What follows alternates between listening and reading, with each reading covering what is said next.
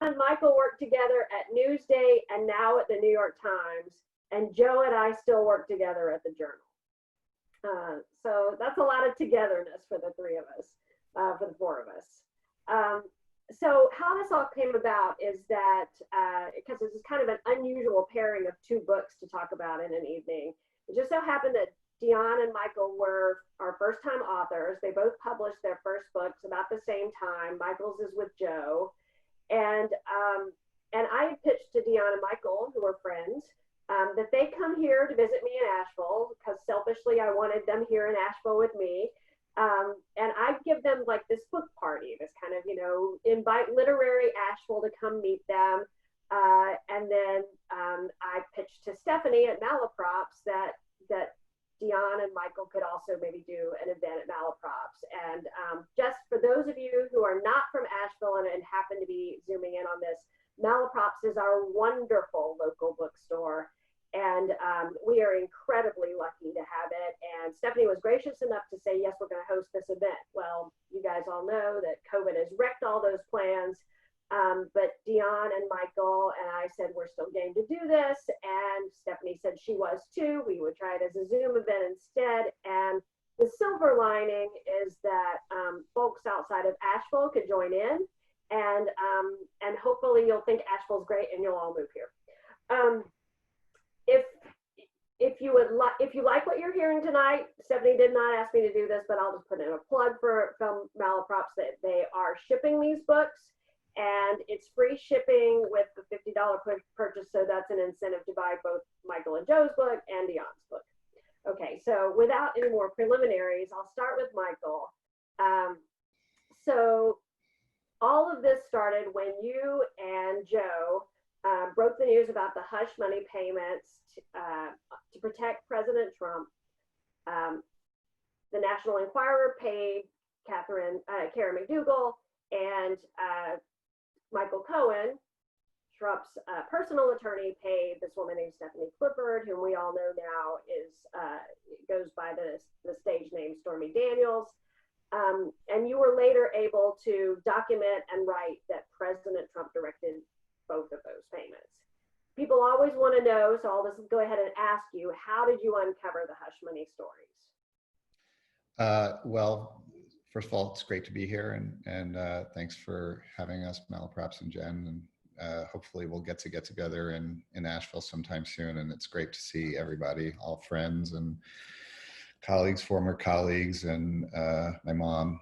So I'm glad to be here, and everybody who's joining, who I don't know. So just very briefly, the reporting started right before the election in 2016, when the Journal, Joe's editor, Ashby Jones, got a tip about a lawyer who was traveling across the country paying off women for Donald Trump. And just in a nutshell, I was brought on to help with the story along with Joe and some others. And in a matter of weeks, before the election, we were able to document that the National Enquirer, which is run by Trump's friend David Pecker, its publisher had paid Karen McDougal, who had said she'd had an affair with Trump about a decade earlier, $150,000 to quote unquote catch and kill her story. And then her lawyer, this lawyer that Ashby got the tip about, Keith Davidson, we learned also was representing Stormy Daniels, the porn star, who similarly had alleged that she'd had an affair with Trump during the same time period, soon after his son was born, Barron. And Stormy, we learned, was also considering coming out before the election and talking about her story on TV, but she never did. And so we wondered if she had also been paid to remain silent, but we didn't know who had paid her. So through the first year of Trump's presidency, we continued reporting on that. And finally, at the end of 2017, Joe and I got a tip from a source who we had made in this whole world of tabloids and paparazzi.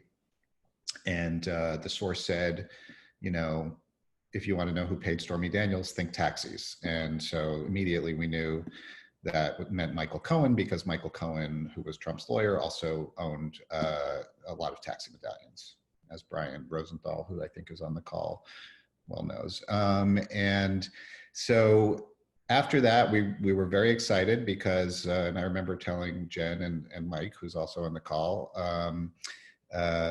you know, we got this tip that Stormy was paid off by Trump's lawyer, and this was like much better than the National Enquirer because it was a direct link to the president. And so we poured through, we heard that she was paid through a limited liability company with a funny name like Damage Control, and we were looking for that all across the country, and we finally found, that wasn't the actual name, but we finally found an LLC that was used to pay Stormy, and we learned and were able to corroborate through several sources that she was paid $130,000 by Michael Cohen, and we reported it in early January, about January 12th, I think, of 2018, and that's kind of how we did it.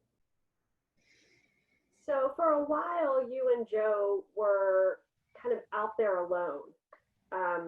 People did not follow the story. First of all, why do you think that was? And also, kind of, how did it feel when no one was paying much attention at first? Well, you know, I don't necessarily agree that like nobody, I mean, it was followed by all the media. It was a pretty big story when it came out, but it didn't like, it blew up. So, you know, there was a lot going on during the week when it came out. You know, Trump always makes tons of news. And so, one thing is we had sourced it anonymously, so other media weren't able to match our reporting, so they attribute it to us. And, you know, so there was some question, I guess other people couldn't prove that it was true. So that was one thing that took a little while. And like in the same week when we reported that, Trump had made a comment about like, you know, third world countries being shithole countries. And like, so those same day, I think. And so like one of the tabloids in New York had the headline "Shit Stormy" the day after. Am I allowed to curse on here? I apologize. The day after our story came out. So there's always a lot going on, but it really then blew up when two other things happened. One is Michael Cohen acknowledged that he had paid Stormy Daniels because there was a campaign finance complaint against him. And so he responded to it, and he actually went to the New York Times and gave them the statement before he gave it to us.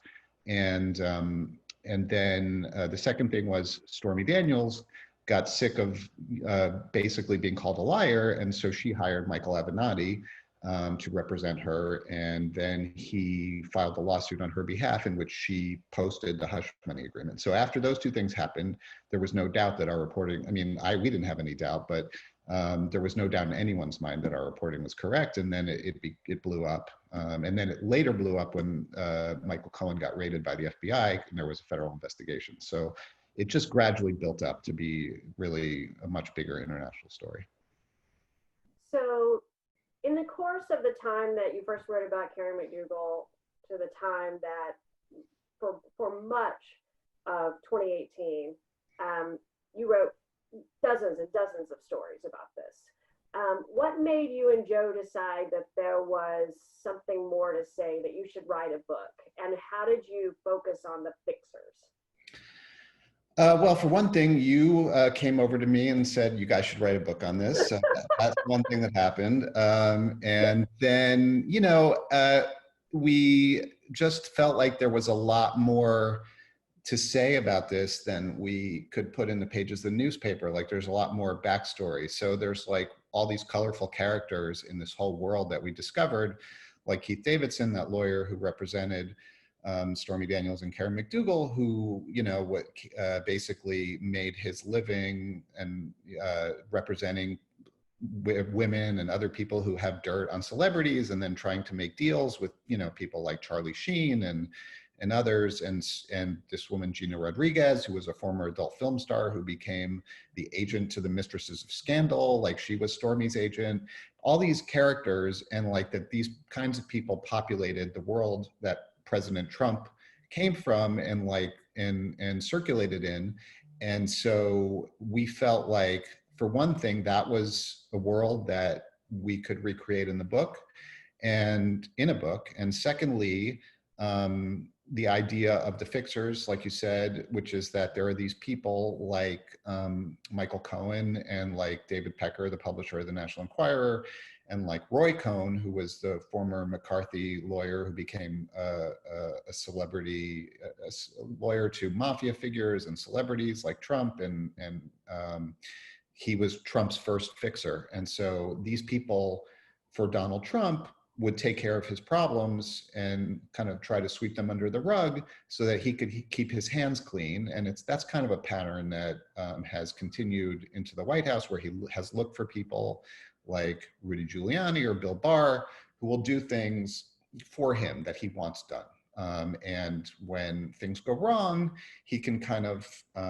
wave his hands and say, hey, that wasn't me. Like, I don't know what Michael Cohen was doing, and disavow them. So that's kind of the notion of the fixers that tells a lot about Trump's style, both in business and now as president. Since you were talking specifically about Cohen, I think this is probably a pretty good time there's a passage that we talked about that you might read. So why don't you go ahead and Sure. taste of it.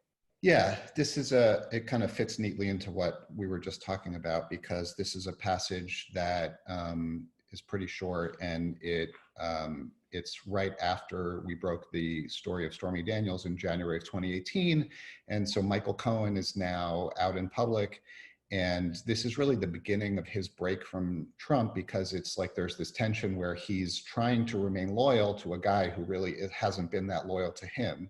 And so there's that tension there, as he's like trying to basically say, I did this all on my own, but nobody really believes it.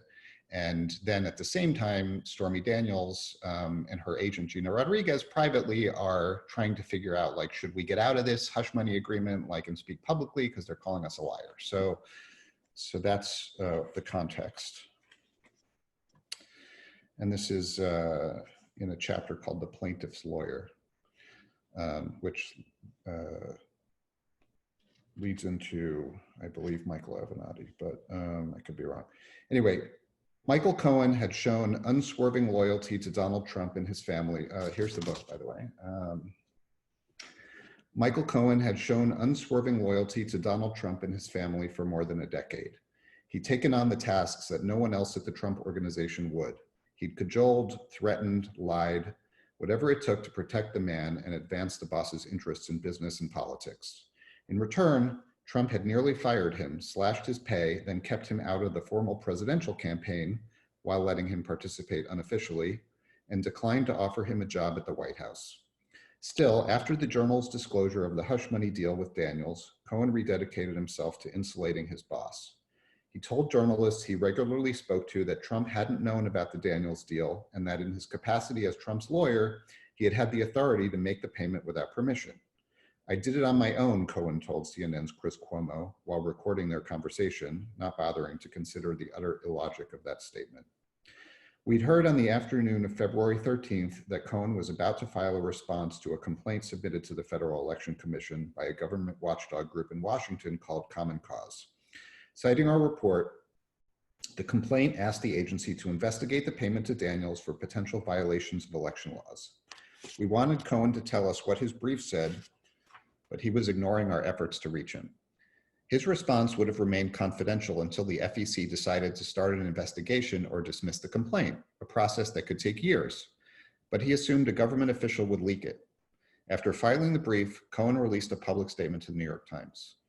I am Mr. Trump's longtime special counsel, and I have proudly served in that role for more than a decade. In a private transaction in 2016, I used my own personal funds to facilitate a payment of $130,000 to Miss Stephanie Clifford, the statement said. Neither the Trump organization nor the Trump campaign was a party to the transaction with Ms. Clifford, and neither reimbursed me for the payment, either directly or indirectly. He concluded, just because something isn't true doesn't mean that it can't cause you harm or damage. I will always protect Mr. Trump. Cohen had carefully worded the statement after conferring with Trump and Alan Weisselberg, the Trump Organization chief financial officer. It pointedly avoided saying whether Trump himself had reimbursed Cohen for the payment. The statement was far closer to the truth than an earlier draft that Cohen had been working on since January. In that version, Cohen had denied having been reimbursed by Trump, his company, or the campaign, and said he never advised Trump of his communications or actions regarding the non-disclosure agreement. As outlandish and unusual as this may appear, the Trumps have been like family to me for over a decade. It's what you do for family, Cohen had written. Rodriguez, this Gina Rodriguez, Stormy Daniels' agent, spotted the story about Cohen's statement before Daniels. Did you see that Michael Cohen admitted to paying you $130K himself? She texted her client. No, Daniels responded. What does this mean for us? I'm sure he's going to lie about what it was for, so it doesn't matter because you're about to talk, Rodriguez wrote. When Daniels read the statement, she was furious. Just because something isn't true, Cohen was calling her a liar in front of the world. Isn't the NDA officially fucking void now? Daniels wrote in a text to Rodriguez. Daniels joked that the dress she wore on her date with Trump would end up in the Smithsonian one day. She dry cleaned it, however, unlike the blue Gap dress that Monica Lewinsky wore during her assignation with Bill Clinton. No Ken Starr types would be testing Daniels' dress for the, quote, genetic material of Donald Trump. In the span of a day, Cohen had managed to trigger Daniels twice. She and Rodriguez told Davidson, Keith Davidson, the lawyer, to convey the message that they viewed Cohen's statement and book proposal as violations of the pact and that they'd proceed accordingly. The deal was off. So Michael, I'm going to ask you a question that a lot of people ask you along the way, which is, what was it like to be reporting a significant scandal involving President Trump while working for a newspaper owned by Rupert Murdoch? Well, it was, yeah, a lot of people asked that because Rupert Murdoch had a relationship, has, I guess, a relationship with Trump. And, some people would perceive that that would affect news coverage. And of course, like there was not of course, but there was never any, while I worked at the Journal, there certainly wasn't any interference by Rupert Murdoch that I was aware of. And there was none in our reporting at all. The paper was totally behind us reporting the Stormy Daniels agreement. Of course, the Journal has very rigorous vetting and standards, and so all of our stories were put through that process. But it was actually it's helpful when you're working for the Wall Street Journal to reporting a story that could be damaging to Trump, because people will give it more credibility, and they'll look at it and say, okay, this is a paper where it's perceived as conservative, or it's owned by a friend of Trump's, and so if they're saying it, it must be true. We wouldn't report it if it wasn't true anyway, but from that perspective, it definitely helps. I want to ask Joe a question. Joe, if you're waiting. So this was reporting that, of course, the Wall Street Journal was incredibly proud of, and I'm still very proud of both of you today. But a lot has happened in the United States since some of this reporting has been published, and especially since your initial reporting has been published. And I could tick off all the current events that have passed just since you were awarded the Pulitzers. But there's been an impeachment trial of the president, and we're in the midst of a pandemic that has changed all our lives, including forcing an artificial situation like this in which we can't all be together in person. What would you say to the question, like, does what you reported involving the hush money, does it still matter, and does it matter to the upcoming election? Yes, buy the book. Sorry, that's Avis. Avis also says you should buy the book. But seriously though, yeah, I think it is. It's about pattern recognition, right? We describe in the book what Donald Trump does, how he sort of geniusly manipulated the media, how he keeps people at arm's length to do dirty work for him. And if we don't think that we have an election that's coming up, right? And if we don't think that he's going to abide by that same pattern and do the exact same thing, then we're really, really behind the ball. I mean, this is not just a call out to journalists to be sort of watching and on guard about what's going to happen. But we know that Donald Trump trusts his instincts religiously, right? And never admits defeat, never admits wrongdoing. And so we can thereby pretty much assume that he is going to do the exact same things that he has been doing. And I think if you read the book or our reporting over the past several years, it'll really give you sort of a heads up as we're leaning into this election season. So I think that the takeaway, at least, is about his conduct and how that conduct's going to repeat itself almost inevitably. So stay tuned. Since this is a book discussion and not just a discussion of the contents of the book, I'd like to know from either Michael or Joe, whichever one of you wants to field the question, what was it like to write a book with a co-author? And this was a first-time book for both of you, I believe. So here you are, you're under the gun, you have a book contract. How did that go? Was there tension? And how did you kind of work through it if there was? As long as he did whatever I said, it was fine.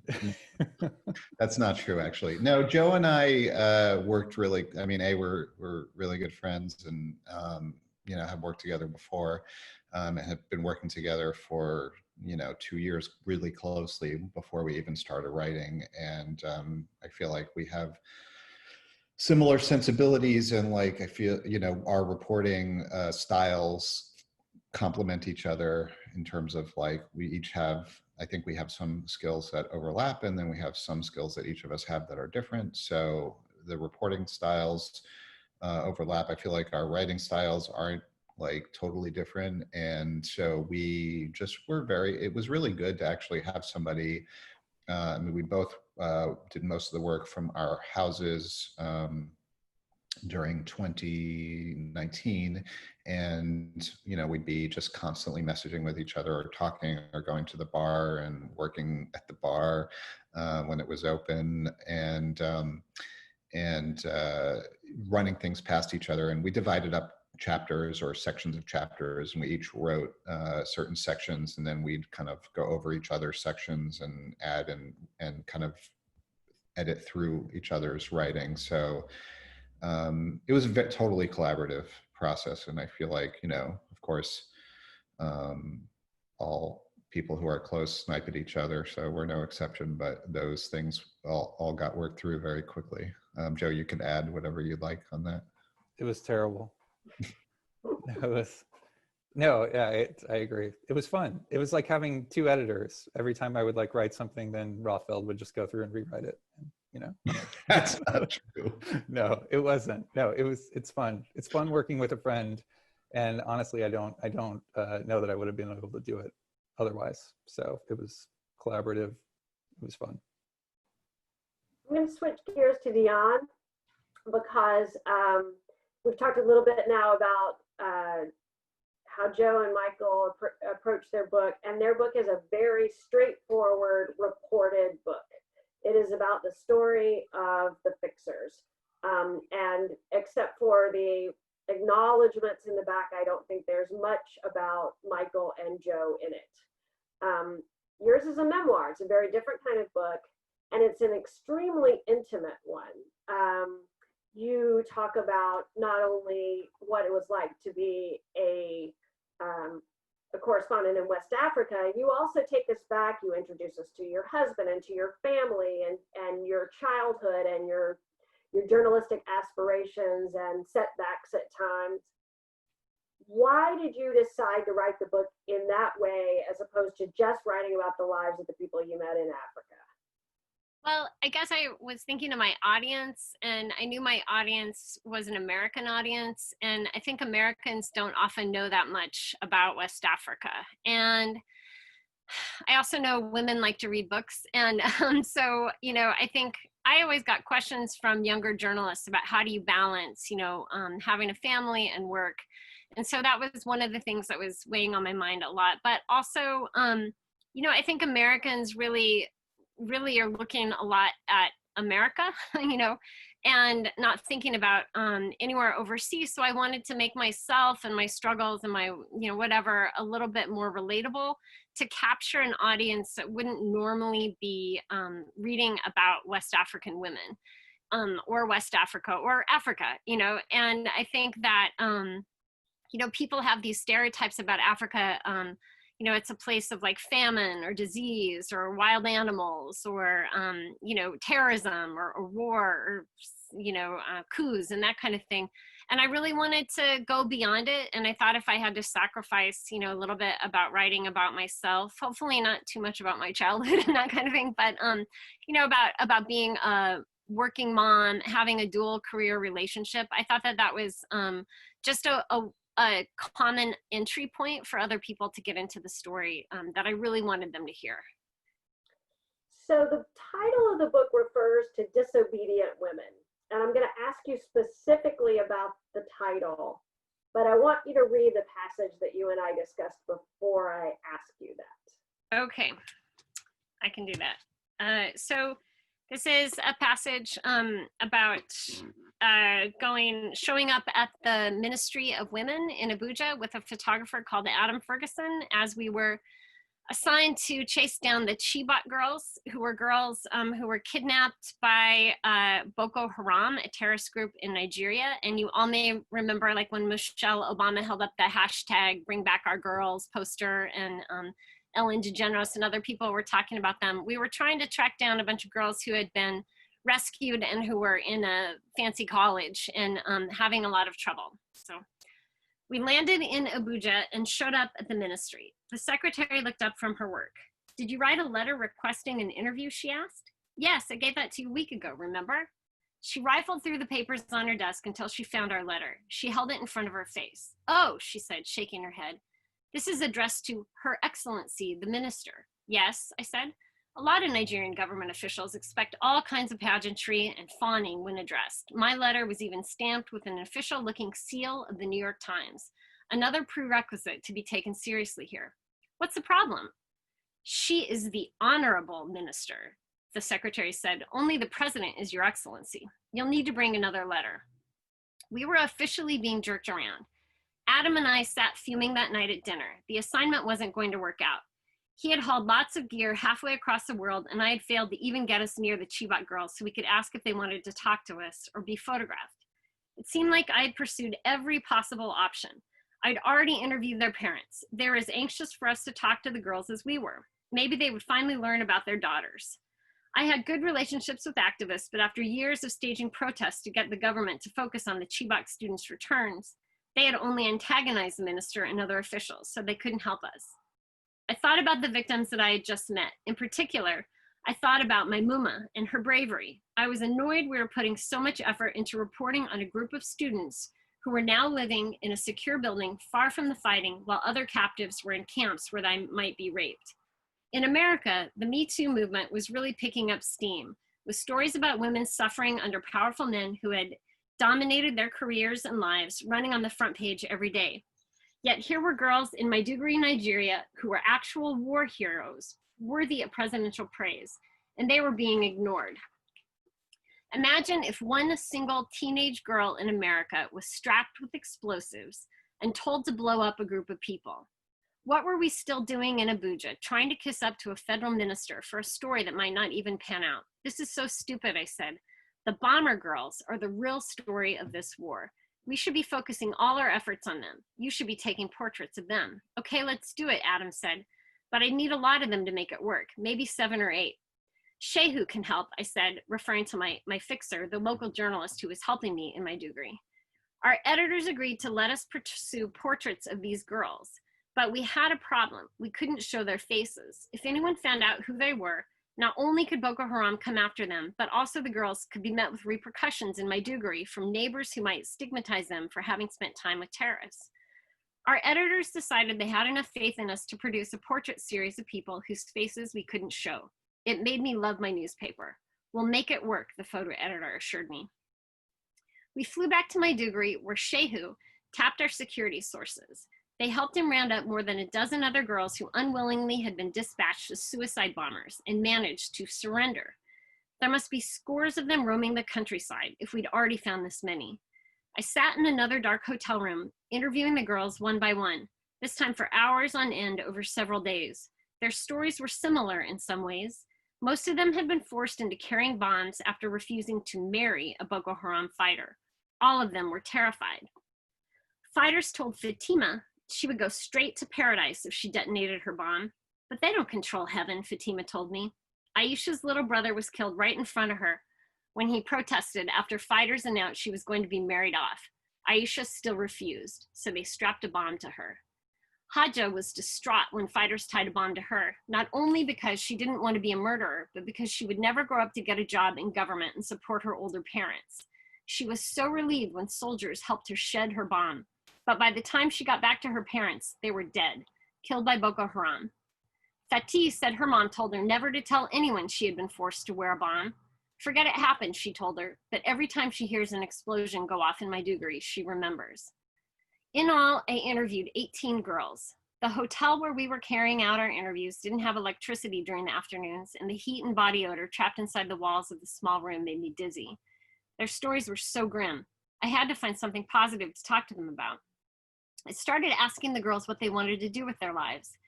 It seemed wrong to end an interview without a nod to the future, to remind them there was hope. One wanted to be a doctor, a few wanted to be lawyers, others wanted to learn to sew, all of them wanted to go to school. These women deserve medals, I said to Shehu as one was filing out of the room. What they need, he said, as practical as ever, are scholarships. I had hoped when I started this line of reporting, I would find a Boko Haram fighter who could explain the group to me. What I wound up with is a complex story about how women were surviving it all. I finished the interviews and Adam stayed on to spend more time photographing the girls, scouting locations that would keep them safe, yet allow them the lighting and setting to reflect their power and heroism. It wasn't easy. His backdrops were curtains in a Chinese restaurant, hotel hallways, a mosquito-swarmed room made of mud walls, and a storage room where rats scurried. A couple weeks later, my story ran on the front page, and the paper published 18 portraits. The story got a lot of clicks and tweets and shares, not only because of the chilling accounts of these brave girls who outsmarted Boko Haram, but for the haunting images of the women whose faces were a mystery. It was striking how girls covering their faces could appear so powerful. Other international magazines republished the story, but I was most proud when readers told me it changed their perception of these young women from criminals to brave victims. That's really a powerful passage, Dionne. And let me tell you, there are so many of those in your book. There were things in there that were surprising and funny, and portraits of people who were just incredibly brave. I want to go back to the title now because I want to know, I mean, you wrote about all of these brave women, but are you one of the disobedient women? I don't know. I mean, I think that, you know, I think while I was writing the book, the Me Too situation was happening in America, and that was weighing on my mind a lot. And so I just, I'll get to that in a second, but I think that the women, you know, I was so moved by what these women had gone through and how they had outsmarted, you know, men and done, you know, in subtle ways and in quiet ways and in these like really incredibly brave ways by finding a way to escape from Boko Haram that had, you know, sent them out on suicide missions. So I just, you know, I was thinking about all that. And then, you know, the expectations for American women are so different, right? I mean, you can't compare yourself to them, but I think I became the breadwinner in my family when we moved abroad. And that created all kinds of friction in my marriage and in our family and even in the surroundings where in the expat community, it was very, very, very much male dominated. You know, the woman moved for the man's job. It was called being a trailing spouse, you know, and in the community, you know, where I lived in Dakar, men made all the decisions. I mean, in West Africa in general, men made the decisions in government, in the boardrooms, and in families. And so, when you had a woman in control of, the finances and that kind of thing, it was really like a shakeup. I mean, men were always also allowed to, have as many as 4 wives. A lot of these were Muslim communities, and men often had, in some places I traveled, men had 2 wives. And so I would just try to mess with people. Like, I would get in the back of a cab and they're like, oh, what are you doing here? I'm like, oh, I'm looking for a second husband. And the taxi drivers would be like, what? You can't do that. So, I mean, there were, it was kind of fun to like kick the hornet's nest a little bit, I guess, with those perceptions. But, there's no way I can compare myself to these women. Like I'm as a white foreign woman with the backing of one of the most powerful newspapers in the world, I mean, my privilege was just like blah. And so that's really different. But I think that expectations for women and the ways that we kind of rebel against those expectations are a common thread, throughout any society, no matter what your strata, I guess, is, or your level of whatever. So let me ask you, so this has been, and in the time that you were in West Africa and now as a politics writer for the New York Times, it is a time in which the news pace is so swift. Just our president alone can make 3 news stories a day. And then there are all kinds of ancillary news stories that come out off of that lots of times. Most of those do not have to do with West Africa. And how did you combat the fact that that was not where the world was paying attention while you were trying to report these stories? Man, that was so hard. I mean, I had advice from our current national editor, Mark Lacey, who he pulled me aside when I was about to leave for Dakar, and he talked about how he, when he was leaving to be East Africa bureau chief, I think he arrived on September 13th, 2001. And so, he was just telling me, just focus on the work and don't worry about the, readers and that kind of thing. But I think what I tried to do, I mean, less than a year into my job, America entered this phase of way more internal focus than ever. I mean, there were people clamoring around the TV in America to watch the nomination or the confirmation of the education secretary, right? So like, when does that ever happen in our lifetimes? And so I found it really difficult, but I really wanted to break through. And I found that the best way to do that was really to channel what was going on in America to some of the stories that I was seeing play out, and to help let that guide me pick stories. I mean, the Me Too example, it definitely led me to think about how life was like for women in West Africa. But also, even when Black Lives Matter was going on, I realized that in all the countries that I would go to, there were these people were sharing cell phone videos on social media to sort of call out acts of police impunity. And they were talking about Black Lives Matter, and that had inspired them. And there was even a news segment on the TV channel where people would, send in Nigeria, send in their videos of a police abuse. And so I wrote a story about how Black Lives Matter was having this impact, even a zillion miles away in West Africa. And so, and that got on the front page. And so I think I would just try to, I try to advise freelancers when they're pitching the Times too, like, think what's going on right now in America. Where are Americans? This is an American publication, the Times, even though we have a global audience, but where are people's minds at? And then use that to help guide you to the stories that you could be. What's the spin on it you can use? I'm going to ask you one last question about, just as I did with Joe and Michael, about book craft, independent of the content. Since this was a memoir, and this was a memoir about your time as expats and as a working mother and working wife and a husband who followed you there voluntarily, but there were moments of real stress, and you lay all that out. Some of it was very intimate. So my question to you is, did Todd read the draft before you published it? And if so, how did that conversation go?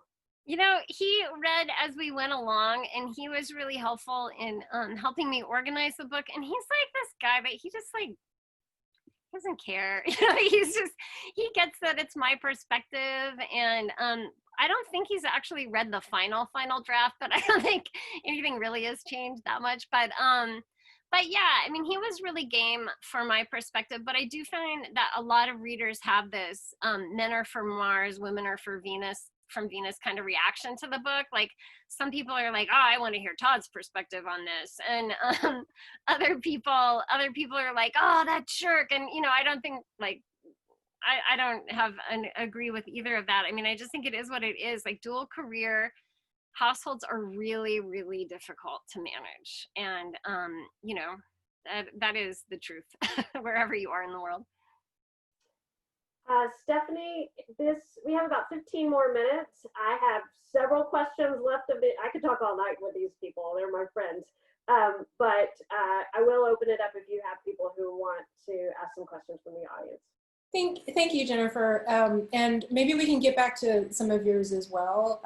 I'm with you. I'm not friends with all of y'all, but I'd be more than happy to listen to y'all talk all evening.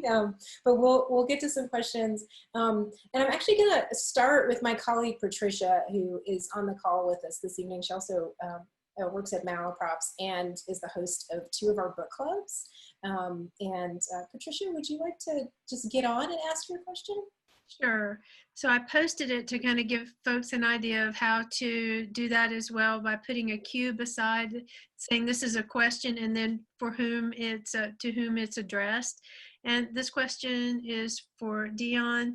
I really saw your book in a tradition of writing by women journalists, and I really see it in the very broad way, dating back really to Ida B. Wells and Nellie Bly. And, you know, I just think of a lot of women who are talking about identity, sex, women's roles, being a woman in a male-dominated profession.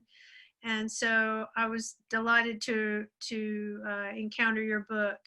What did you read other memoirs by journalists, correspondents, or what were some of your exemplars? Well, first, thank you. That's really nice of you to say.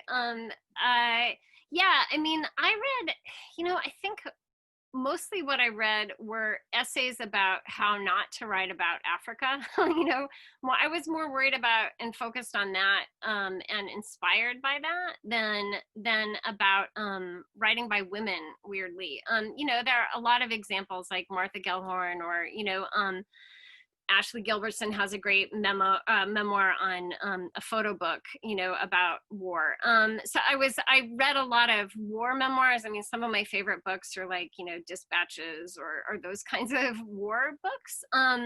But I wasn't really, it's weird to say that I was writing a woman's book and I wasn't really reading other women's memoirs, but I really kind of wasn't. I was pretty focused on, you know, there's so much great, many great essays and books and blogs and whatever about the Western treatment of Africans, that was really my focus. I mean, and, you know, West African women are so invisible in so many ways. I mean, we just don't think about them or write about them. We certainly don't think about them as like sexual beings or as powerful people. And so I think that I was really focused on just telling their stories and hoping someday, you know, some of them, especially the Chibok girls, could tell their own stories too. Thank you for that. I'd love to actually go on some more about that as well, but we'll move on because we do have some other questions coming in. So we've got 2 questions for Michael and Joe that one of our audience members has asked, and I'll go ahead and read them both out, but I can repeat, you know, later on if we need to. So one of you mentioned that while you both shared some skills, you also each brought different strengths to the Fixer's coverage. What were those different skills that you each brought? That's the first question. And the second was, what's the most valuable reporting lesson that you learned during the coverage? And thanks for your time from this audience. Joe, you want me to handle the first one of those? I'll just do that. So, I mean, I think we do have, like, as I said, some of the same skills, but I think generally speaking, like, Joe would dial me back. I think while he has a fire, he, in this process, like he keeps it contained. He's a little nicer than me sometimes in terms of, like, you know, when to get really aggressive. And so he is very good at, like, keeping people in the camp, whereas, you know, I might be prone to going nuclear a little bit, which that can then be helpful at times. I'm sure other people could weigh in on this as well. Joe is also very methodical in terms of, like, we made these huge source lists, which he just really developed, and just putting out, like, tons and tons of calls.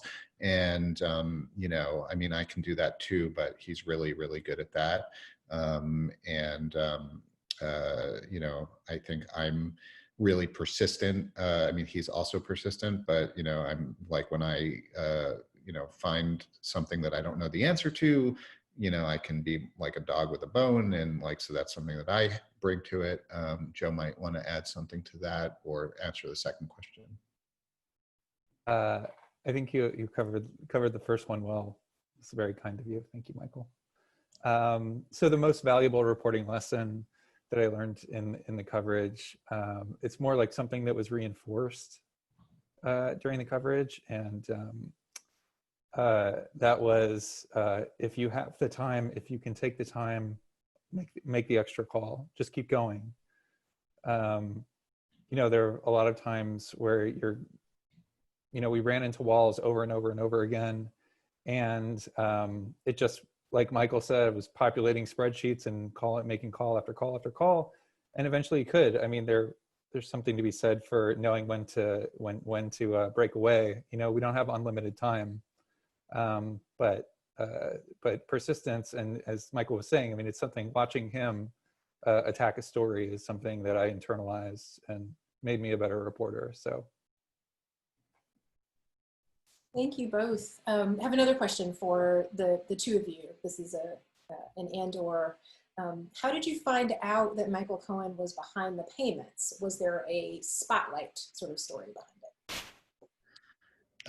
it? Yeah, I mean, it's what I alluded to before when we, but I think, give a little more detail. Essentially, we were throughout, actually, 2017, we were trying to figure out who had paid off Stormy Daniels. And this is actually another reporting lesson, because it's like there's this thread as a reporter, like, if there's a thread left out there and you don't forget about it, you pick it up, you know, there can be a very powerful, strong reward. So we had actually reported that Stormy Daniels had been represented by this lawyer in the paper in 2016, and anybody, and then she had gone dark. Like, any reporter, any other person could have picked that up and thought about, like, okay, what happened there? Joe came to me sometime during 2017 and was like, we have to figure out what happened with Stormy. And to his credit, you know, and then we just went back to our sources and kept asking and asking and asking. And then we had this dinner in December of 2017, early December, at Nobu in Manhattan, with a lot of cocktails. And after multiple rounds of cocktails, like the source said, think taxis. And this is described in our book. And that's when we knew it was Michael Cohen. And, you know, so that was kind of an aha moment for us. And that's when we dove into the corporate records and looked for the shell company, and eventually we found it. So just another encouragement to just stick at it and be a dog with a bone, as you said before. Thank you for that. Here's one for Dionne. Do you think reporting / living in West Africa changed you? And if so, in what way? Yeah, for sure. I mean, I think my outlook is much more global and different, in that way. But also, I think it's helped me be more empathetic. I mean, I think often people think of reporters that, we're supposed to be objective, which we are, but I think they think that means that we're robots. And Mike Sikanolfi, who I think is on the call, an editor at the Wall Street Journal, always says that reporting is a series of human interactions. And it is like, you talk to people, right? And you have drinks with them, and you talk about your kids or whatever, but also I think you have empathy, and you let that empathy guide you. And I think when it's on such stark display with the things, the kinds of subject matter that I was covering in West Africa, I think that is one really important thing. And I'm trying to apply that, to my reporting now in America. I'm reporting on, I just followed around before the pandemic, followed around a preacher in East Texas who was trying to set up abortion sanctuary cities, where, instead of immigration sanctuary cities, they were trying to block abortions in these places. And, to just sort of put yourself in his shoes and think about what he is doing, whether it's something, that in my own private life I would normally be hanging out with him, I don't know, but I wouldn't be normally hanging out with half the people I write about. And I think it's just a really important, it adds another layer of another deep layer to your writing too, to let that guide you. And I think that's one thing that really came into stark, had a lot of clarity with in West Africa. Thank you. And I think that's so important, the idea of just being able to, put yourself in a place where you can be proximate with people that you wouldn't normally, or even make that effort. Like, I feel like now, ironically, even though we can't be with each other physically as much, it seems like that is perhaps even more important, to be able to kind of, try to step outside ourselves a little bit. Thank you for that. And I would like to pass it back to Jennifer for more of her questions, because we still have a couple minutes, and I feel like there's some more discussion there. So we'll have one more question from Jennifer. But I just want to take a moment before we do that, because I know it's so great to have all of you here, but I know there are also all of these other journalists and editors and reporters on the call. So I just want to say thank you, because I think the work you do is incredibly important, and just in so many ways, and necessary for democracy. So just a shout out to all y'all. Thank you so much for what you do. So Jennifer, do you have one more question? Yeah, I actually have one more question for Dionne, and then I have one more question for Michael and Joe, and we can wind up there. Dionne, you write in the book about some times in which you were near danger, or even maybe in danger, and in fact, I think, or very on in the book, you talk about how you got punched at the airport by in a way that you were not expecting, by a man in which you thought you were doing something very innocuous, and he disagreed with that. Were there ever moments in which you really thought, like, this was a mistake, I shouldn't have done this, I am leaving my family in a lurch? Did you have moments of regret? No, I don't think I had moments of regret. I think journalists are really good at compartmentalizing, and I think once you walk out the door, when you're reporting abroad, and my territory was really big, I had 25 countries, so I was constantly traveling. And I think you just kind of tuck everything, your family and everything, in this one little part of your brain and focus solely on the work. And that's also, the beauty of this kind of work too, is when you're away from your family, there's nothing else to do but work. So you're just working like a crazy person all the time. But yeah, there were moments of danger for sure. But I think in some ways I'm just really naive.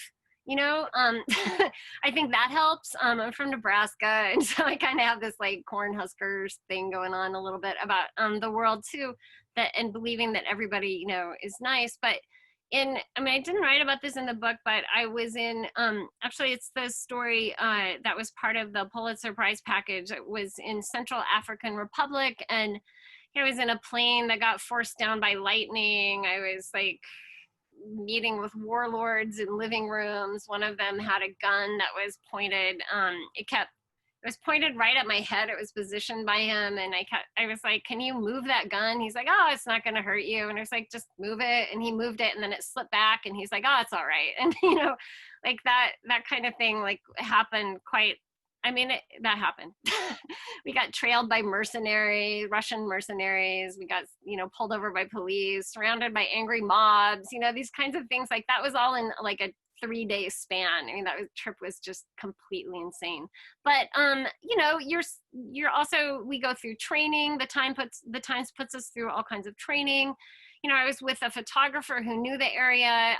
Often you're with a fixer. I wasn't, you know, with these guys, but you're often with a journalist, a local person, you know, who knows the way around and knows what's dangerous and not. And you also learn to ask permission. You don't just show up anywhere unannounced. Like that kind of like door knocking, I think now in America isn't even safe. But I think that you just really learn to, you know, call the warlord ahead of time if you want to talk to him. That was a big lesson that I learned. So you guys can see why I love Dionne, how she can say, yeah, we got trailed by Russian mercenaries. That's very Dionne. I want to ask Michael and Joe this question.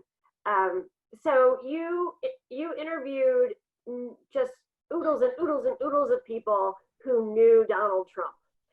They had good experiences, they had bad experiences, but they knew Donald Trump. So your prism into that man is through all of these people.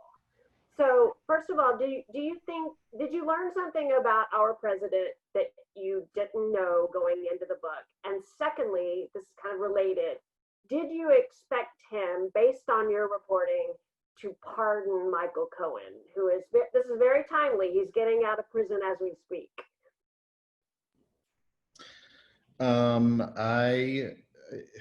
You know, I never got to the point, but do I think he would have pardoned Michael Cohen? I mean, you know, probably if Michael Cohen, I mean, there are others on the call who might even have a better window than this, into this than me, but, you know, I think he probably would have, but I don't know what others would say. As to the first question, which is the harder question, what did I learn about Trump that I did not know?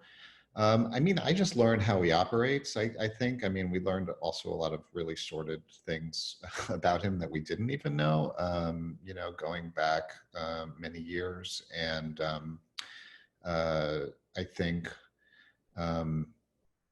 just, you know, when you put together all these examples of how he treats people and kind of uses them to his benefit and discards them, I mean, that just informed.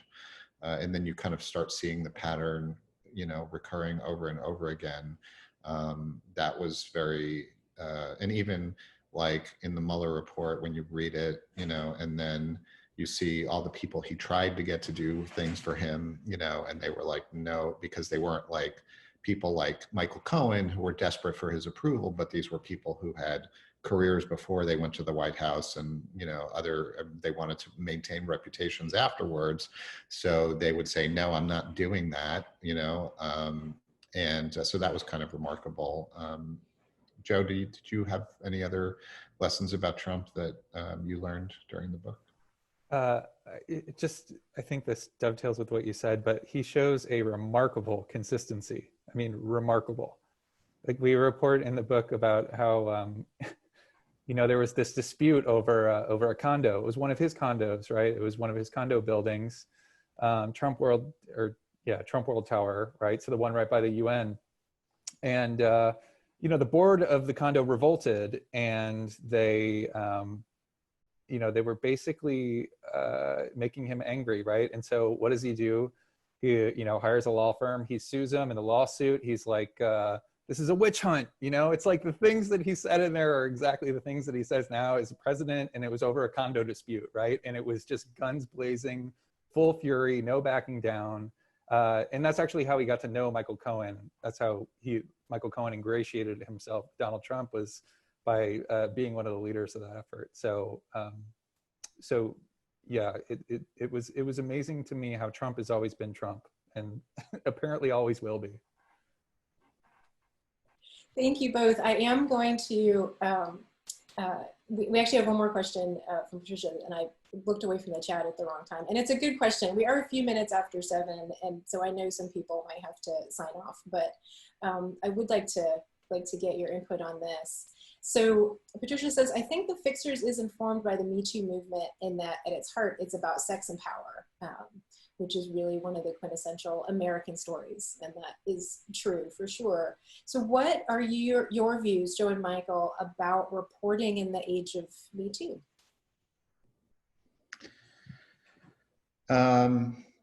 Well, you know, it's one of the things that, I mean, I guess is kind of ironic, and I'm not sure if it directly will answer the question, is that, you know, I think both Karen McDougal and Stormy Daniels, who are, you know, two of the main characters in our book, were people who, once it became public that they had been paid by Trump, sort of tried to rewrite the narrative of what happened in those situations, and in a way, like, be portrayed as victims. And I mean, we're not, you know, vilifying them, but we're just trying to report the story. And so in Stormy Daniels' case, she was someone who, you know, had slept with him in 2006 and wanted to be on The Apprentice, and then tried to sell her story in 2011, but failed, and then tried again in 2016 and almost failed, but then was able to do it after Access Hollywood. And then, you know, and wasn't really ashamed of that, and nor, not saying that she should have been, but like, then Michael Avenatti came and represented her, and they tried to, and mainly he tried to rewrite the narrative of like someone who was speaking truth to power in order to, you know, perhaps, I mean, both make a strong legal case and also fuel his own aspirations for being an anti-Trump figure. So that, and, you know, Karen McDougal's case, she was someone who wanted to resuscitate her career and kind of claimed that she was duped. So, I mean, it's just a kind of a complicated story in the case of what we're reporting on. I mean, I guess, you know, what I would say about this is that, you know, people want things to be very black and white, and you know, a lot of times they are, and sometimes they aren't. So our job, just as reporters, is to try to dig into everything and tell the story that is accurate, fair, and you know, that we believe is true. So I don't know if that quite answers the question, but that's kind of my vantage point on it. If Joe, do you have anything to add on that? Joe's just shaking his head. Okay. No, I think you covered it, not to be dismissive. But we actually talked about this just recently. So yeah, you covered it quite well. Thank you. All right. Well, thank you both. And thank you all. Michael, Joe, Dionne, Jennifer, everybody who is with us on the call this evening. It's been a really great discussion. Really enjoyed hearing about your work and your books. And thank you so much for joining us. This is such a strange time, and you know, the upside is that we can at least get together this way, and folks can join us from all over. So I'm glad that we were able to do this, even though it's not what we originally had planned. Thanks everyone again. If you would like to buy the books, of course, we would appreciate it if you purchase them from Malaprops or your local independent bookstore. If you're not in our area, please just shop indie. And thank you so much. And we hope that everyone stays well and stays safe. And we look forward to seeing you again sometime. Good night, everyone. Thanks for having us. Thanks for having us, Stephanie. Thanks. Thank you. Night. Bye.